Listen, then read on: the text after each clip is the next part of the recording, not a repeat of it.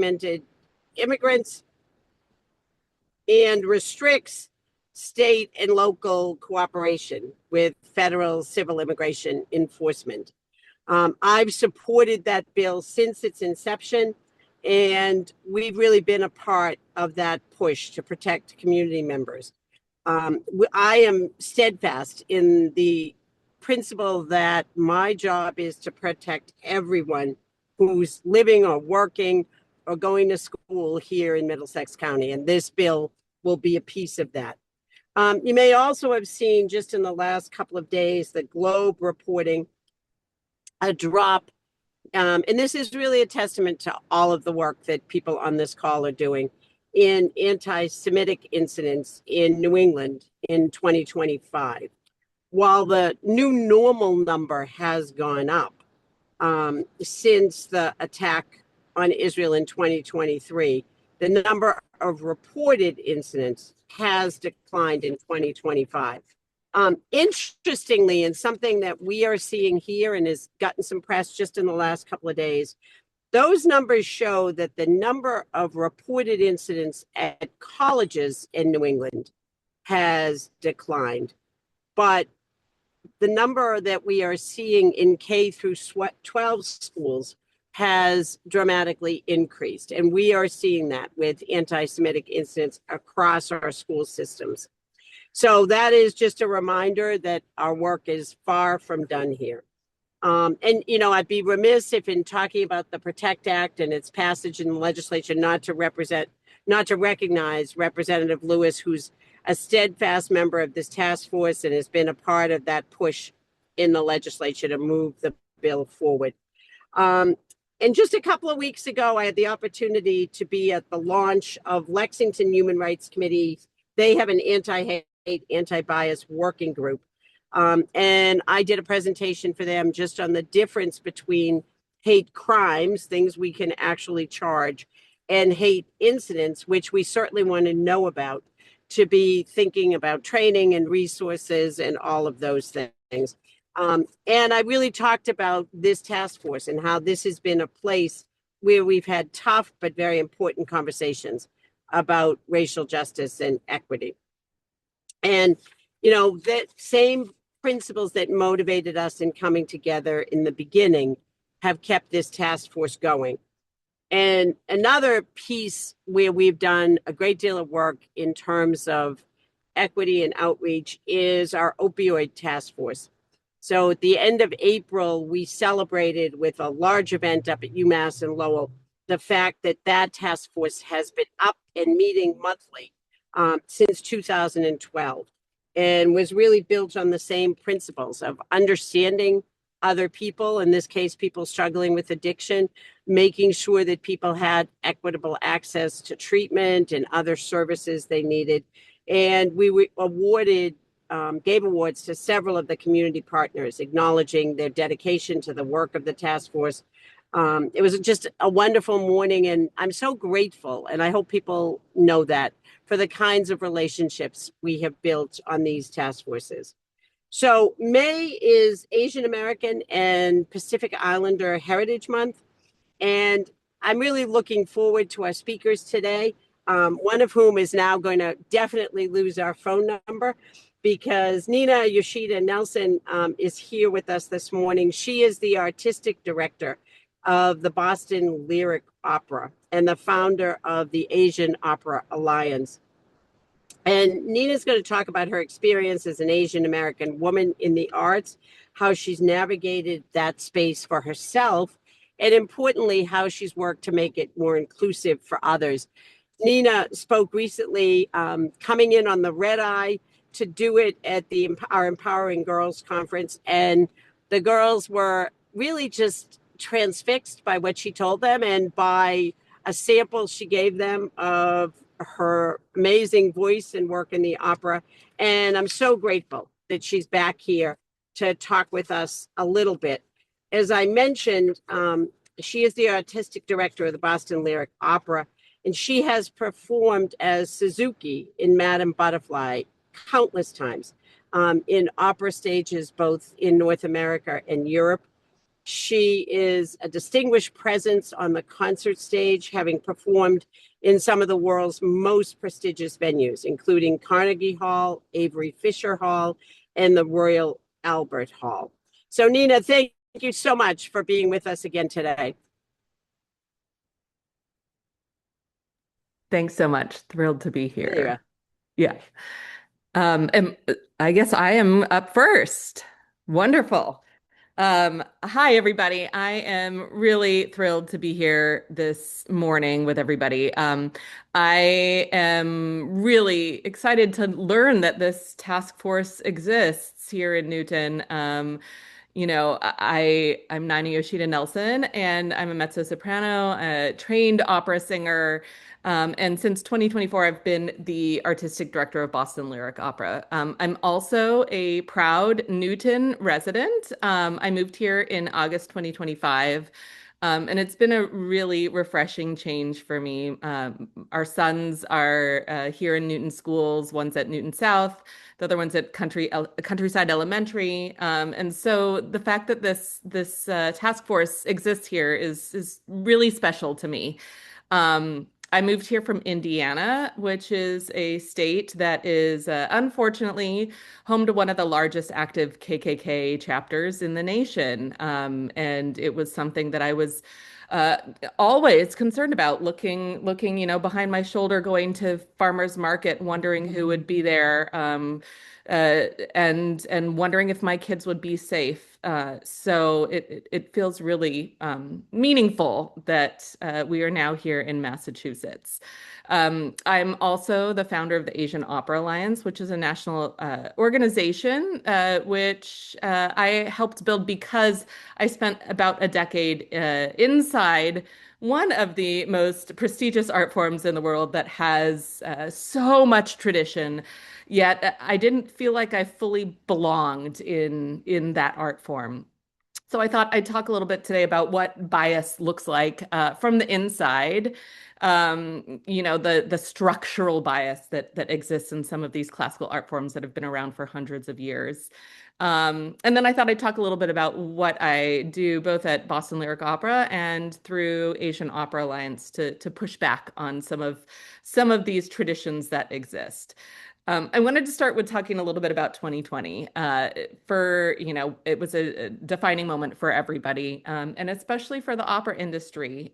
We went dark for the first time ever. There was no work for any of us. Our theaters were closed. In fact, Boston Lyric Opera had just performed or done its final dress rehearsal for a production and then never came back to the theater and didn't go back to the theater for, I think, 8 months. And they came back. And the theater still had the sets and the costumes exactly as it had been 8 months before, and nobody had touched it. And it was the first time that we went dark, perhaps forever for that long. But it was also a time that we all had an opportunity to take a minute and to think about what producing opera actually means and what we're doing when we're producing opera. In 10 years of me singing as a professional opera singer, I performed the role of Suzuki in Madame Butterfly almost 200 times. It was more than any other role I had performed in my career. And I remember when I first was studying, someone saying, "Are you sure you want to start singing that role? Because once you start singing it, you'll never stop." And I said, "Why? Like, there's a lot of other roles I can sing. Why would I only sing this role?" And she says, "Because the industry will pigeonhole you." And I was like, "No, they won't. I'm half Japanese. I'm Californian. I'm like fourth generation. For me, Asian was such a little part of my identity because, my grandparents were incarcerated during World War II. They were taken from their homes in Los Angeles and moved to the middle of the desert in Arizona. And they had been born and raised in the United States. They knew nothing about Japan, yet they were taken, and everything was taken from them. My grandmother was removed from college, never went back to college.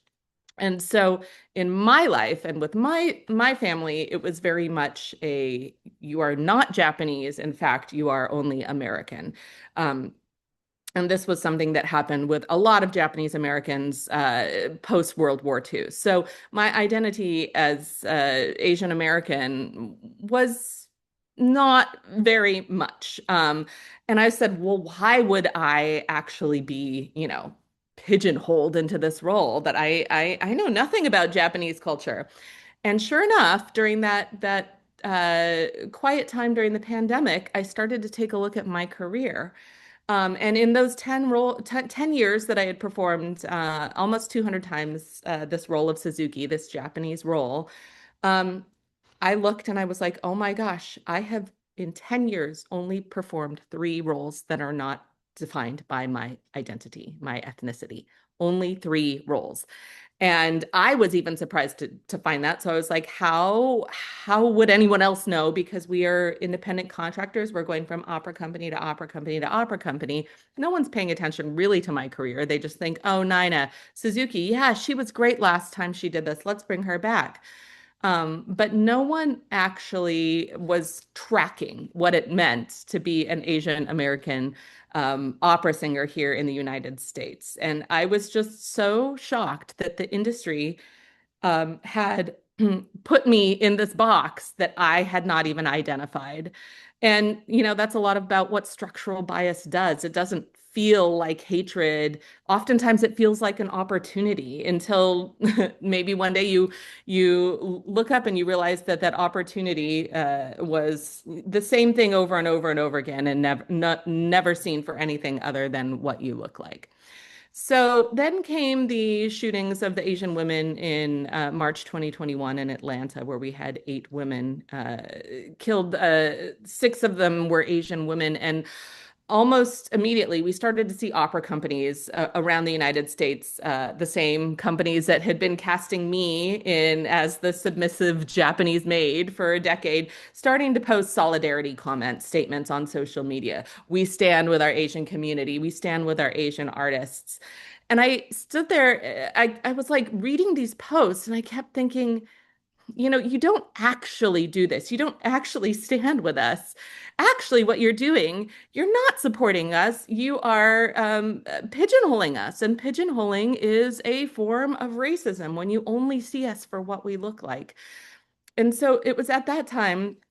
I had never done any advocating ever. I was, as I said, an independent contractor where I was constantly thinking about like, how can I stay the safest version of myself to make sure that I don't cause any trouble and that I don't and that I get rehired because people want to work with me and they want to continue, hiring me. So I was always concerned about being rehired, and I was never one to speak up about anything.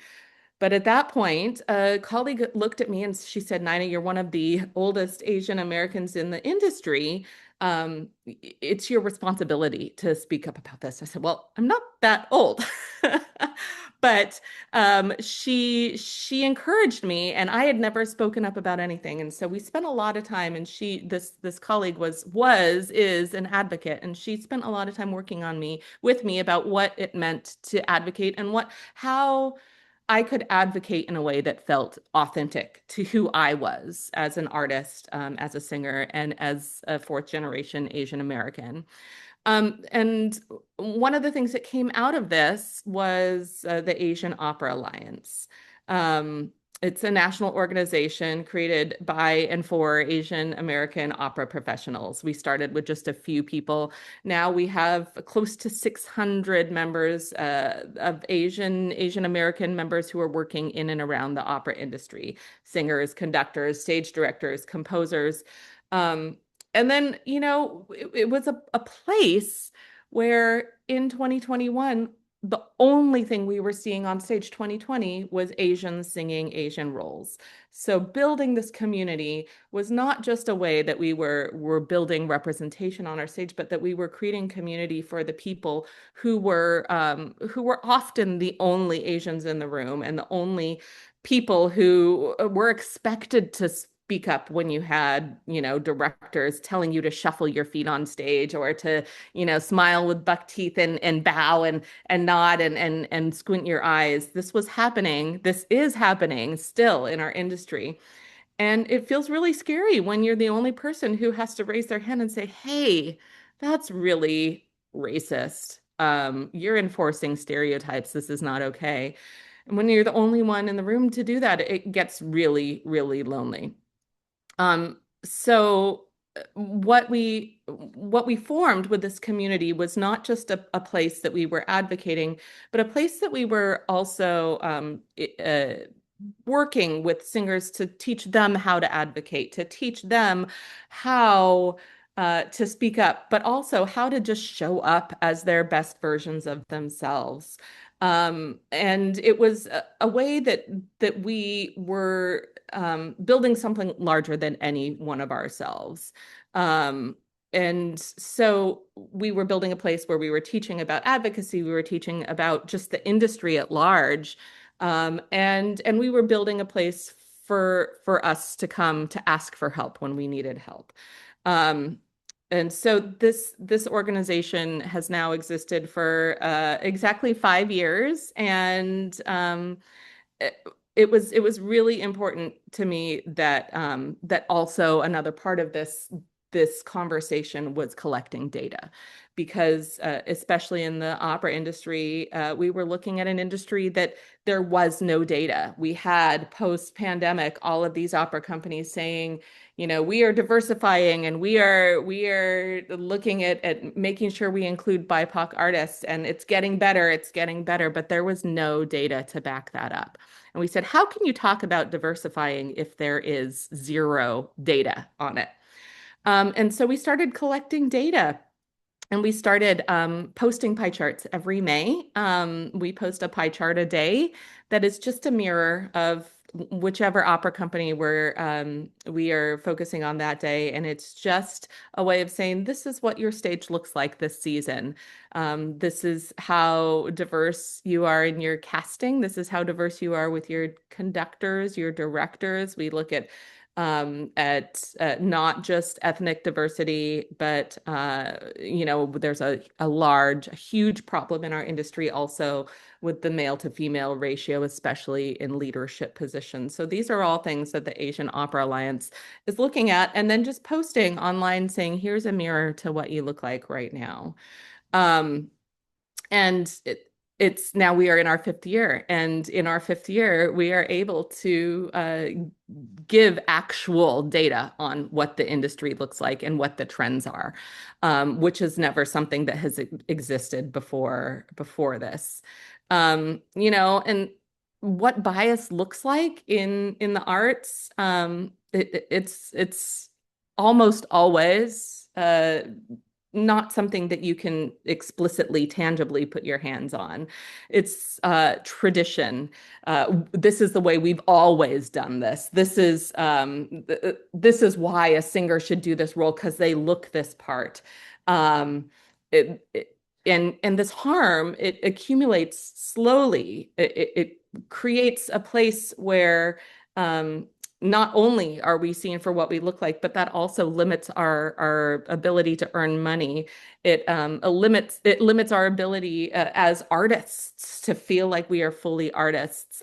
And then it also sends a message to young artists and young audience members about these stories. Who gets told? Who gets to tell them? Why? What does it look like to be telling a story that you might be reflected in on stage? And so through all of this work that the Asian Opera Alliance was doing, I was brought to Boston Lyric Opera. I was brought actually as an artist who was hired to sing Butterfly in 2020. And it was one of many Butterfly productions that I was hired to sing that was canceled during that year and rescheduled for the next year when the industry started to open in 2021. However, when the industry started to open, we had just lived through all of this stuff. We were living through the Stop Asian Hate stuff. And we started to see opera companies say, I need to protect my Asian community, my Asian artists, so we're not going to produce Madame Butterfly. And actually, Boston Lyric Opera was one of those companies. So all of a sudden, the companies that were saying that they were going to protect me and protect the Asian communities were actually canceling my face from the stage. taking away my ability to earn any income and, doing more harm to Asian artists than good. And so when Boston Lyric Opera called me and they said we're gonna cancel Madame Butterfly, I started to push back. And what I didn't know on the opposite side is that the company itself had been doing a lot of racial equity work during the pandemic, actually with YW Boston, who led them through a 18-month process. And so when they called me and they said, we're going to cancel this. However, we're going to do something. As an Asian American artist, was very distrustful. I said, "Sure you are." Uh-huh. And then six weeks later, they called and they said, "Okay, here's what we're going to do. We're going to do a year-long deep dive into the Madame Butterfly, and and we're going to talk publicly about the harm that this opera can cause to our audiences, to our artists, to our staff. And we're going to talk about this in the open. We're going to record it and we're going to create an evergreen space where this will live for the industry to look back on for years to come." And I said, okay, Boston Lyric Opera really is going to do this work. And what followed was a year-long process that was called the Butterfly Process.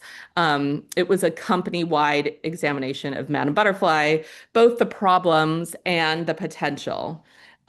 Because it is also one of the most popular operas. It is also one of the biggest box office successes, and we're an art form that is always looking for any success we can have because it's a very, very expensive art form to produce. And so we asked all of these hard questions. We asked how things can be better. And then at the end of that year, I looked at Boston Lyric Opera's leadership and I said, okay, we've talked the talk. Now the step to actually making change is walking the walk. So what are you going to do? And the company looked at me and the rest of the people who had been in this process and said, yeah, you're right. What are we going to do? Let's put a production up. Let's take what we learned and let's create something new. And so we took the next year to reimagine what Madame Butterfly might look like if we took out as much harm as we could from the opera. And we thought about the community of Boston, what the community of Boston would like to see. Who are the people who should get to tell the stories, and what does our community want to see? So what came from it was a something that was quite remarkable. In 2023, we opened our season with this production that relocated the story from turn of the century 1900s Japan to California in the 1940s. And we set it in the Japanese American incarceration camps. All of a sudden, without changing very much of the actual story, none of the music was changed, just the location and the setting and the way we were visualizing things. It turned away from an Orientalist fantasy about a young 15-year-old Asian girl who was being lusted after by her sailor, a person who has come and decided he wants to spend a night with her, into a real Japanese American story. It was about American history, American racism, American trauma. And it was something that would never happen if we hadn't gone through this 2-year process of what Madame Butterfly potentially did when it was put on our stages. And so after that 2-year process where I was working with the company, Boston Lyric Opera was also at the same time in a search for a artistic director, a nationwide search. And I started to think about, where my future lied in the industry as a singer. And when this job was offered to me, I started to think about, okay, well, if I take this job, how can I affect change from the industry? And I started speaking with a colleague of mine who said, you've done everything you can from where you are. So the next step is leading a company through example. And I carry that with me every day as I lead at Boston Lyric Opera. How can I lead from example? How can I change the industry by showing them what is possible? So, when we look at what we're building at Boston Lyric Opera, we look at what we're actually doing in practice. That's intentional casting. Not only am I thinking very specifically about race representation, narrative, any stereotypes that we might be enhancing on our stages, I'm also thinking about relationships and how people look on stage, making sure that what we're putting on stage is direct representation of what our society looks like now. We're a Eurocentric art form that was never meant to be living and existing in a multiracial culture. And so as I start thinking about these stories, that's something I'm really thinking about is what do our stages look like and what are the stories we're telling to make sure that we are drawing everybody from the community of Boston in.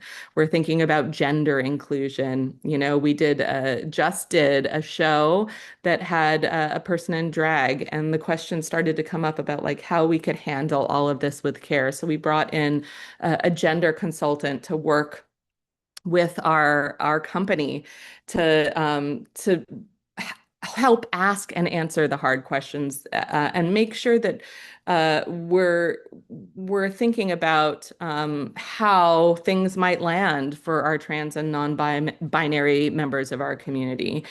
Other things that I'm doing, I'm thinking about transparency, both a singer and as an artistic director. A lot of people call that a conflict of interest, but I think it's one of the most useful things about me, knowing both what artists carry, but also what producers navigate. And so I talk about this all very openly and say, hey, when I was on the side as a singer, I used to say, oh, this will be easy, just make this change. Now that I'm a producer, I know it's not as easy as it may seem. So I'm able to bring both sides of my experience to the table. And it begins it begins to open things up, open opera up. We are no longer in a place that secrecy will hide our biases. So how can I be as open and transparent as possible? And the results are amazing. Last season, we welcomed over 22,000 attendees. We had a 14% increase in our ticket buyers, and we had diversity was up 70% in 5 years, and the age range between 18 to 35 had tripled in the last 5 years. So what we see when we are thinking inclusively and being inclusive and programming from a place that we are thinking about our community is that our community wants to be a part of our storytelling. So I am just really, really excited that you all are here and doing this work here in Newton, because safe spaces aren't built all at once. They're not built in a day, but they take work that happens over and over and over again. And we have to keep reminding ourselves, keep being there, keep showing up.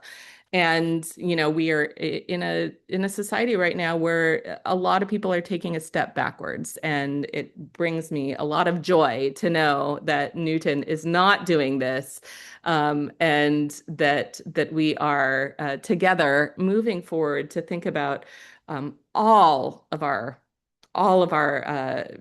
constituents and all of the people who live in our community, and trying to constantly strive to be better together. So I just wanted to stop there, say thank you so much for inviting me this morning. I'm happy to answer any questions if there are any. I know there's a lot on this on the agenda today, but this is just a little bit of what it means to be an Asian American singer. So, Nina, I have to tell you and everyone a story. When Nina came to Empowering Girls and was talking, there was a young girl who was sitting in the front row who was just beyond fascinated. Excuse me. And told me afterwards she said she was, quote, a musical kid. She had read about opera. She'd never seen anybody connected with the opera, all of that. And when Nina came, she was kind enough to offer the girls the opportunity to go to the dress rehearsal of Daughters of the Regiment with free tickets. And this girl could not get her phone out fast enough to take down the QR code. And I could see her asking her friend who was sitting with her if she would go with her. By pure chance, I ran into that girl about a week ago who went. Yeah. I fully expect to see her on an opera stage someplace. Yeah. Her face when she told me about watching that production was really worth getting up every day for. So you certainly unlocked a new, maybe she'll become Ruth Bader Ginsburg, who went to the opera every single week. Maybe she'll sing, but it was just unbelievable what that meant to her. Yeah, it was amazing at the dress rehearsal. There was a whole row of girls from the Empowering Girls Conference, and it was so touching. And I went up to them and spoke with all of them, and I said, "Come back next time. Anytime you want free tickets, please reach out because we want you here." And they were all just so excited, and it warmed my heart. This is why we do it. It is amazing. Anybody have questions, comments? Just feel free. I can't see everybody, so just feel free to speak, or Megan. I maybe just have Megan's a, monitoring. this is Catherine Hey, Bonfiglio. Catherine. This is amazing. I'm wondering if there's a ripple effect to other opera companies around the country. I know there's been a real problem with finances among classical and opera. So I'm just wondering, and also, are you mentoring somebody to replace you eventually? I know the Empowering Girls, but in terms of leadership in the opera community. Thank you. Thank you. Yeah, that's interesting that you ask me about mentoring someone specific because someone had just asked me who my mentor was, and I said there hasn't been one. I have some friends and some colleagues, but I'm actually the first ever Asian American woman to lead an opera company. And when I look at both my identity and my experience, I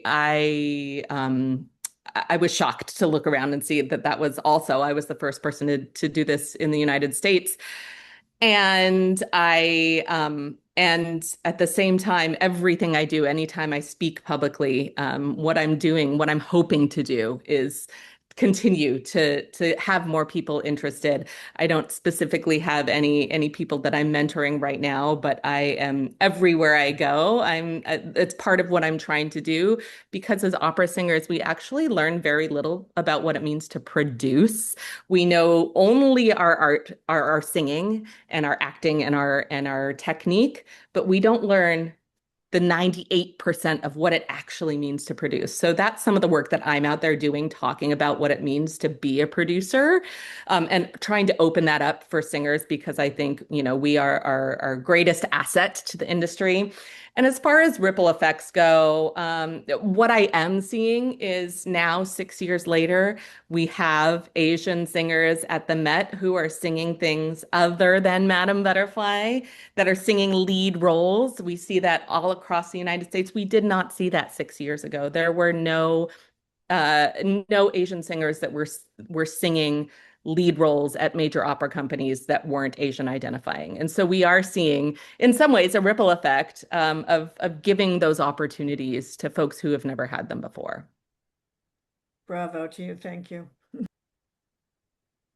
Other questions, comments?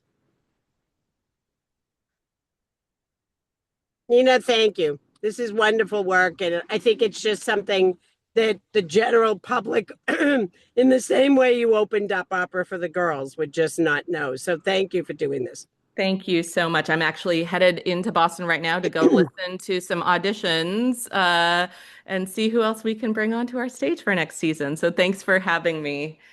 Oh, that's wonderful. Thank you. Bye-bye. Bye. Now we'll turn to Abba Taylor, who is the president and CEO of YW Boston. And for the past 25 years, Abba has engaged in social justice work in a number of ways. She's worked internationally at the UN, advocating against violence towards women and girls. She's conducted gender-based civil rights and diversity and inclusion training all over the United States. And she's led high impact social and philanthropic organizations. She's committed herself to supporting the capacity of nonprofit, educational, and philanthropic leaders, groups, and institutions. Prior to joining YW Boston, Abba held senior leadership roles at the Interaction Institute for Social Change, a national leadership and racial equity consulting firm. She was also the executive director of the Network for Social Justice and the chair of the Massachusetts Human Rights Commission. And before that, she was the deputy executive director of the Alstria Foundation for Justice. She's going to talk today about the work that YW Boston does and how we could take some of those practices and incorporate them into our own organization. So thank you so much for being here, Abba. Welcome. Thank you for having me. It's such a pleasure. And I love the connection between Nina and, having done some work with YW Boston. So I created a PowerPoint slide. It is entirely too long. So I'm going to kind of zip through it and try to get us out and maybe leave some room for questions. So again, thank you for having me. I just want to give a kind of quick introduction to YW Boston. We are actually the first YWCA in the country. New York City likes to claim that they're the first, but that's another conversation for another day. But technically, YW Boston is the first YWCA. We just celebrated our 160th anniversary last March. So we've been around for for a long time. I'd like to say that we have been around for 33 presidential administrations, and by hook or crook, we will get through this one.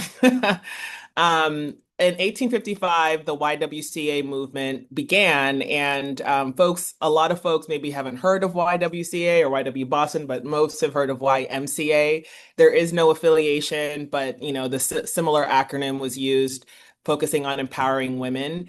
And again, in 1866, 160 years ago, YWCA Boston was founded. We moved into doing political advocacy. 1968, we had the One Imperative. This was our national convention, where we all agreed that our imperative was elimination of racism wherever it exists by any means necessary. I think this is a really powerful statement for a national organization to be making in 1968, and we're still doing that work.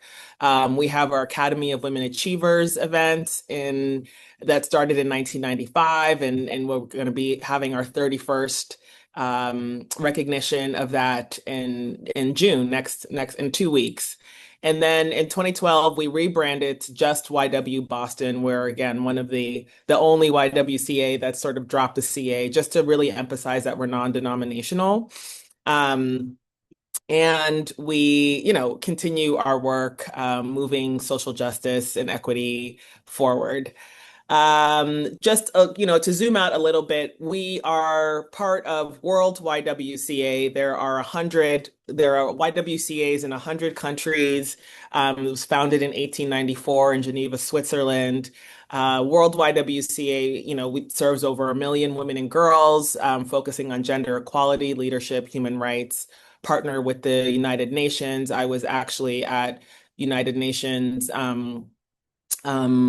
CSW, I'm totally blanking out, Commission for the Status of Women, last March. And that was really interesting and powerful to be around, so many other countries focusing on the rights of women and girls. And then YWCA USA, there are over 190 local associations. And so like I said, Boston is technically the first in the country.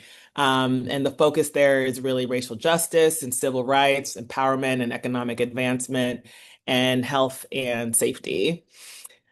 In the state of Massachusetts, we have 9 YWCAs, YW Boston, and then we have YWCAs in Cambridge, Lowell, Malden, New Bedford, Newburyport, Springfield, Worcester, and Western Mass. And we all get together on a monthly basis to, do some some budgeting advocacy. We have a line in the state budget that helps support all of our youth programs, and so we collect that money and distribute it equally. But we also, do a lot of peer-to-peer support with leaders, even if we operate a little bit differently. Definitely, our common thread is supporting girls and gender expansive youth. And also internal advocacy within our national federation. Nina pointed out that Indiana is the state with highest concentration of KKK members, right? And we have multiple YWCAs in Indiana, so when our mission is eliminating racism and empowering women, how that manifests in different states and different counties, in different municipalities is really different, depending on how blue, red, or purple an environment is, the background is. A little bit about YW Boston specifically. We have like 4.5 core programs. We do consulting and training, and really DEI consulting and training, diversity, equity, inclusion consulting and training. I'm going to talk a little bit about how we've rebranded that in the times that we're in, but it's still the same work that we're doing. We have a community of practice for practitioners, DEI practitioners, HR practitioners, anyone who's sort of doing the work and wants to be in a community of practice for peer support. We have our FIRE initiative, Fierce Youth Reimagining, we just renamed it, Reimagining Excellence, and really, teaching and promoting social justice with girls and gender expansive youth throughout Boston. We have a lot of advocacy work that we do. And then we have Lead Boston, which is our flagship leadership program for really senior level, but some mid-level professionals across Boston. It's an immersive 11-month program that really helps leaders across all industries learn how to be more equitable and learn about equity issues, immigration, education, the criminal justice system. They go through the whole gamut of issues here in Boston. It's really well known. So if you know anyone who's interested or anyone here on the call is interested, please reach out to us. So, like I said, we turned 160 in March. We have a new strategic plan where we are centering women of color, girls of color, and gender expansive folks of color explicitly, but not exclusively.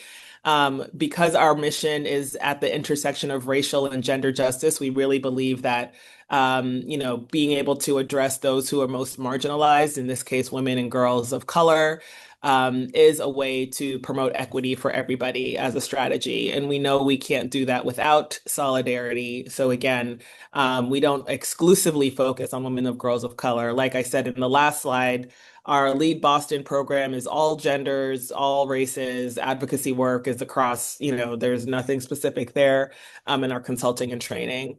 But we do want to step a little bit further into how we are supporting women and girls of color in this moment through capacity building and leadership development, both in the workplace and in, communities, but also collective action. This is an expansion of our advocacy work and how we are engaging communities and individuals and change makers to really address the critical issues that we are facing right now. So again, we're working on the individual level with leadership development and capacity building, and then on the systems level with some of our collective action. I'm going to zip through the details of this. Apologies again. I wanted to divert very quickly. I know a lot of folks are off camera, but has anyone heard of the term targeted universalism or familiar with that? I'm looking at Emma shaking her head. So I'm a big proponent of this, especially when it comes to equity work, because I think it's such an important concept and practice. It was started by a really well-known leader in this work called John. His name's John Powell. He's based in California. And the idea is that, we want to create, rather than just having like universal policies that are for everybody, we want to have targeted policies that impact folks universally. And the best example of this is actually the curb cut effect. So maybe folks know that in the 1970s, as part of the American Disabilities Act, we created curb cuts on the sidewalk for people who use wheelchairs, right? And that is now something that a lot of people, benefit from. The elderly, folks with what carriages, or what do they call the what's the word? I'm I'm just moving really quickly in my brain. I haven't had enough caffeine, but strollers, thank you, strollers.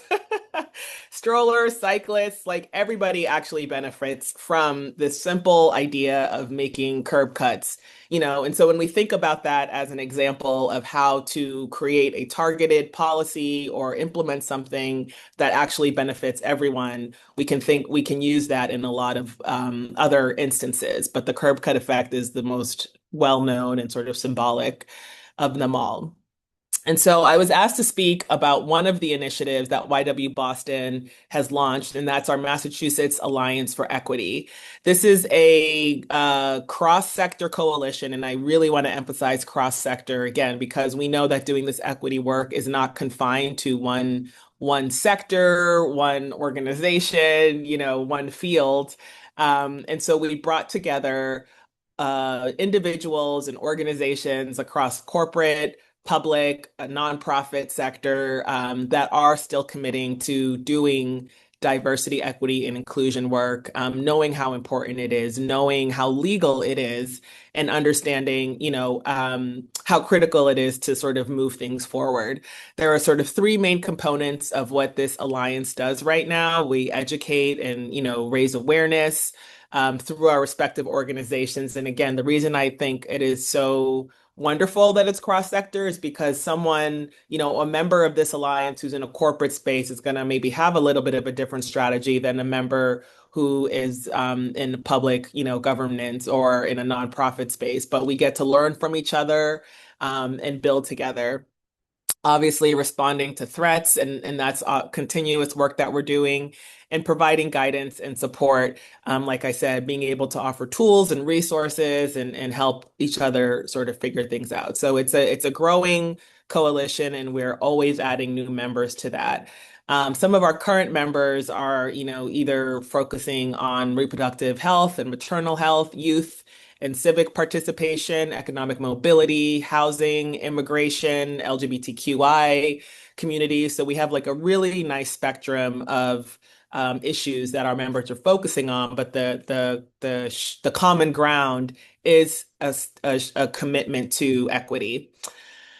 I'm going to skip this slide, business case for equity. This is another thing we often talk about and have been talking about for a long time, quite frankly, since the 90s. But we still have to keep making the case around how equity, is better for retention, staff morale, better profits, all these things that I'm sure you all already know.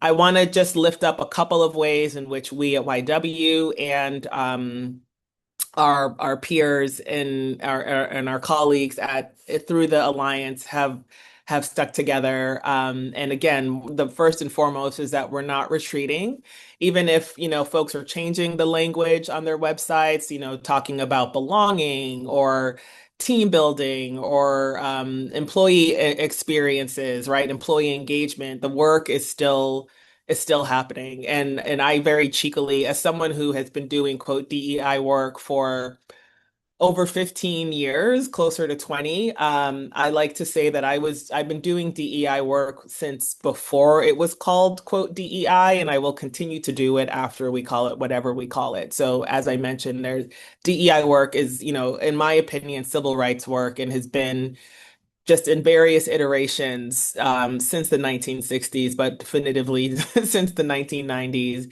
And so it will take different shapes and forms. And we are just in another moment of kind of reimagining how to strengthen the work.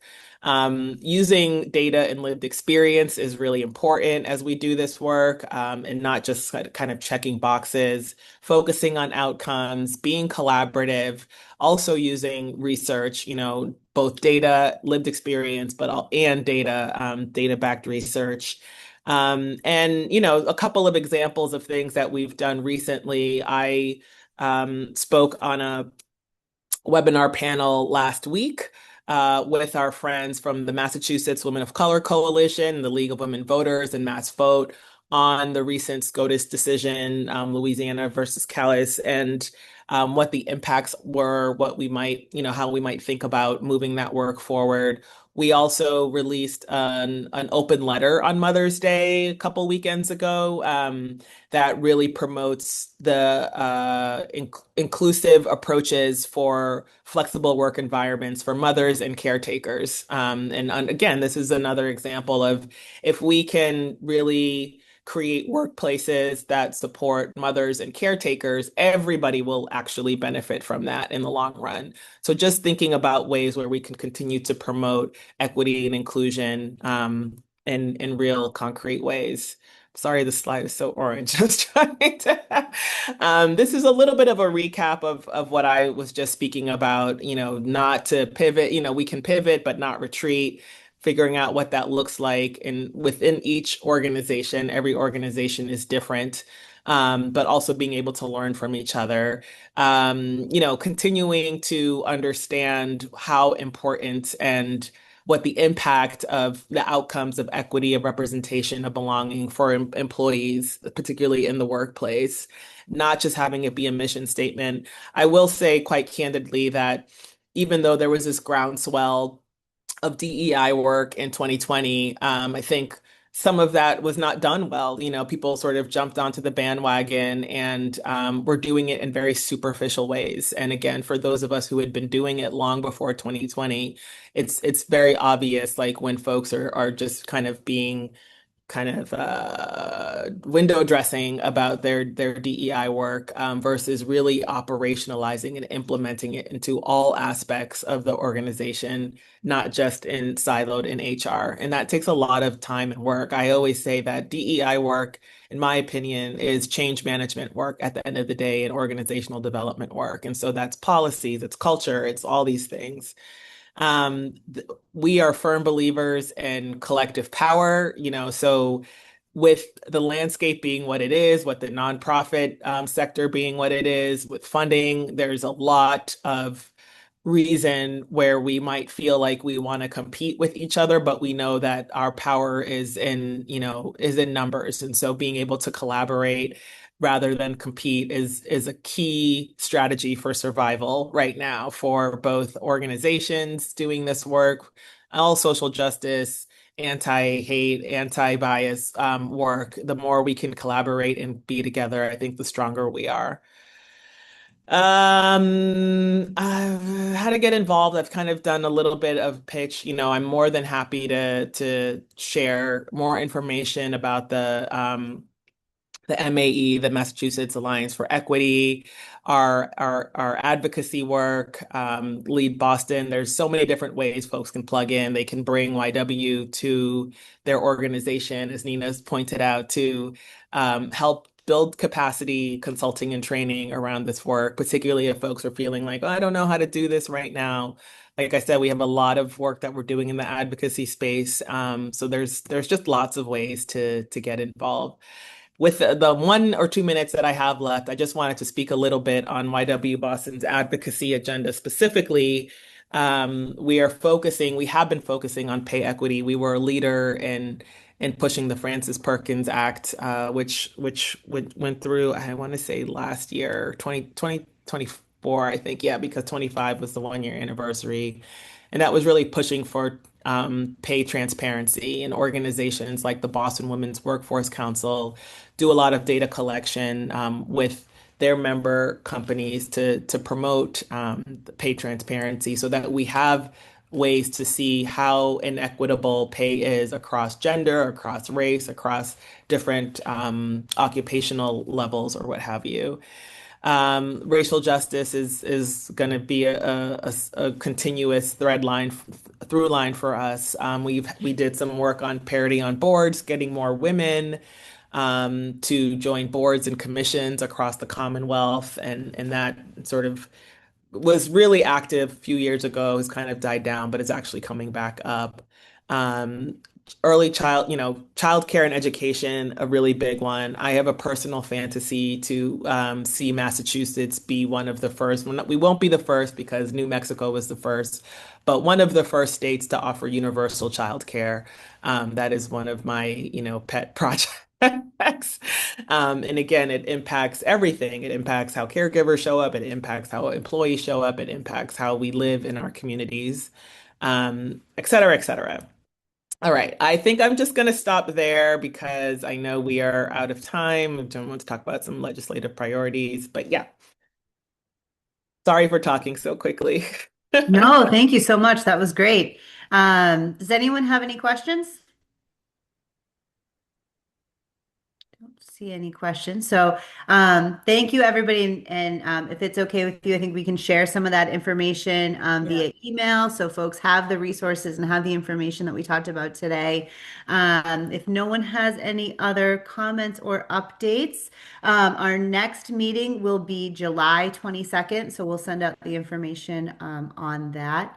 And thank you all for joining us. Thank you so much. Thank you. Thank you so much, Bye. Abba. Bye, everyone. Thank you.